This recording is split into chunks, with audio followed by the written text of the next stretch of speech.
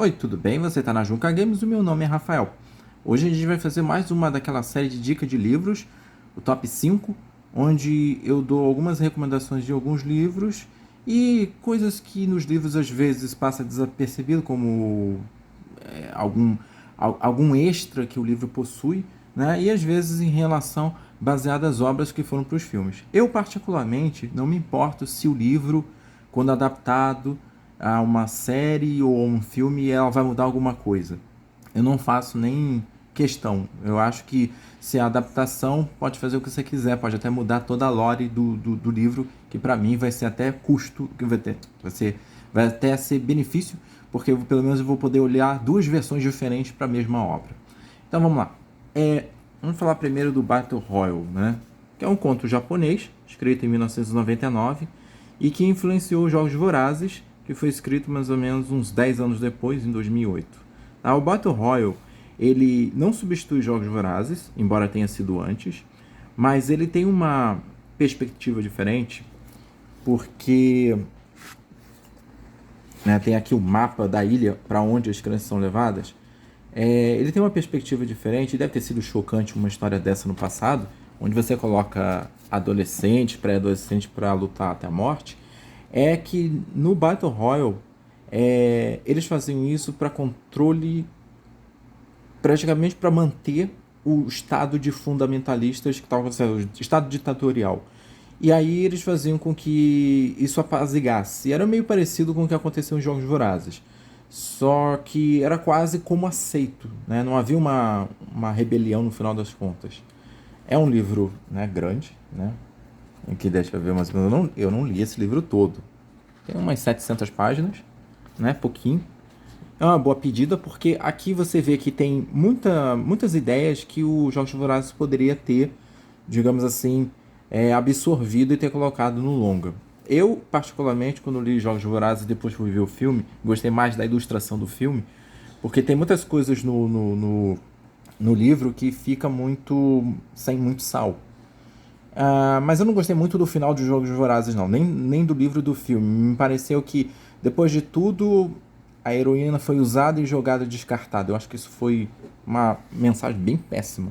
Tudo bem que a história dos Jogos Vorazes já é péssimo pela época que se trata e do que se trata, mas eu acho que foi bem péssimo mesmo.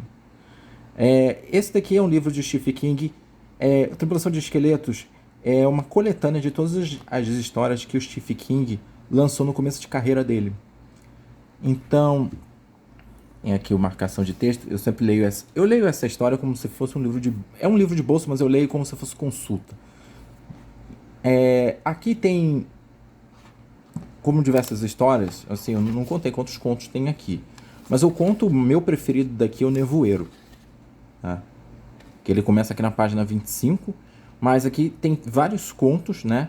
Do que ele lançou, ele mandava uma revista na época, era publicado, e eram mini contos. O Nevoeiro não é um mini conto, é praticamente um livro, tá? Em relação aos outros, os contos geralmente têm 10 páginas, o Nevoeiro aqui tem umas 150 páginas. O Nevoeiro, para quem se lembra dele, foi adaptado por Frank Darabont em 2008, e Frank Darabont era o único diretor até então que tinha os direitos reservados de fazer um filme. E ele fez um filme com um orçamento curto, mas isso não tirou o brilho da série, aliás, deu muito mais, porque tudo se passa dentro do supermercado e com a névoa ao redor, né? E a gente vê aquela criatura no final, que é a representação de Cthulhu, o personagem principal de Lovecraft. E para quem já leu algum livro de Stephen King e leu algum livro de Lovecraft, vai perceber que os dois autores meio que combinam suas obras, independente de que eles não viveram na mesma época, mas é como se eles fossem para uma sala e conversassem sobre as ideias. Então aqui tem esses contos, né? São todos os contos que ele escreveu lá no começo, antes de fazer sucesso. Teve a série agora do Nevoeiro, que sinceramente eu só assisti o primeiro episódio até ela ser cancelada, já era previsível também, né? Tinha muito drama para uma série que é ficção, e o principal objetivo da série é o Nevoeiro, e estava mais focado nas pessoas do que no Nevoeiro. Esse livro daqui, Animais Fantásticos, foi lançado em 2001, quando ainda nem sequer Animais Fantásticos se transformaria em filme, tá? Isso aqui foi lançado, esse livro aqui foi lançado no ano do primeiro filme, tá? Lá no começo, a Pedra Filosofal. Né? Os Animais Fantásticos, esse livro aqui, ele não é exatamente narrativo. Ele é como se fosse uma coletânea, como se fosse um diário, tá? De anotações dos Animais Fantásticos, que é feito pelo personagem principal dos Animais Fantásticos, que é o Newt Scamander. E aqui ele fala sobre os animais. E, assim, apesar de parecer aqui narrativo, ser uma história, na verdade é como você lesse esse livro como se fosse um manual de animais fantásticos. Tá? E aí você tem algumas anotações, você tem algumas notas, né, feitas pelos próprios alunos de Hogwarts, né? Porque isso aqui foi emprestado e ficou na biblioteca de Hogwarts. E é interessante esse detalhe, vamos dizer assim. Tá? Aqui nós temos uma outra Bíblia, né? Lovecraft, com os principais contos dele. Assim, eu não pesquisei quantos contos ele fez na vida, tá? Mas aqui tem muito, muito mesmo. Tem a descrição do Chulu, tem... Assim, a descrição eu digo porque ele é um conto também, mas você tem toda digamos assim, uma canone de criaturas que foram criadas por Lovecraft lá no começo do século, né? E existem contos aqui que, se você for fazer o efeito de comparação com as artes, né? Com as artes não, com os manuscritos de Stephen King, você vai perceber que ele bebeu da fonte diretamente de Lovecraft, tá? E é claro que tem muito para ler, tá? Ou seja, é uma excelente pedida para quem precisa matar tempo e tem um livro desse tamanho para ler. E é claro aqui o último, que é outra Bíblia também. Eu comecei a ler esse livro aqui no começo, no primeiro filme do It. O primeiro filme do It eu acho que foi 2015. Eu não terminei de ler até hoje, né? É enorme.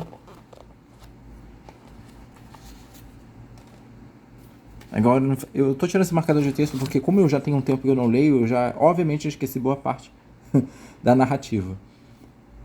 Aqui acontece diferente do que acontece no filme. O filme, tem duas coisas que aconteceram no filme e no livro não é. A primeira parte, ela acontece na segunda parte desse livro. Então, a primeira parte acontece em 1985, ou seja, quando as crianças já estão crescidas. E a segunda parte acontece nos anos 50, que é quando elas são crianças. No filme primeira parte acontece nos anos 80, até por causa do hype dos Stranger Things, eles fizeram nos anos 80 mesmo. E a outra parte acontece em 2020, 2018, e é claro, tem esse disparate das épocas. É claro que no livro do Stephen King, né, aqui nesse livro do It, é particularmente mais detalhado, né? Você tem 20, 30 páginas para descrever um local aqui. E aqui se constrói mais os personagens. Embora no começo desse vídeo eu tenha dito que não faço questão de quando o filme ou a série modifica alguma coisa do livro, ou vice-versa, né? Que acontece em menos casos quando você pega uma série e transforma em livro. É que pelo menos eles poderiam ter mantido o nível de detalhes dos personagens, porque daria mais encorpamento às personalidades de cada um, já que, apesar de ser It o foco nesse alienígena aqui, fazia parte de a gente conhecer mais os personagens. Claro que existe uma tensão, a gente percebe aquela perda do irmão e tal, mas eu acho que eles podiam ter colocado, claro que esse livro aqui, né, colocar tudo isso aqui é impossível, mas mesmo assim acho que eles podiam ter gastado um tempinho para criar esses personagens. E é claro que eles cortaram boa parte da história da Beverly, por exemplo, porque no livro a história dela é um pouquinho fora da faixa etária, né, vamos dizer assim.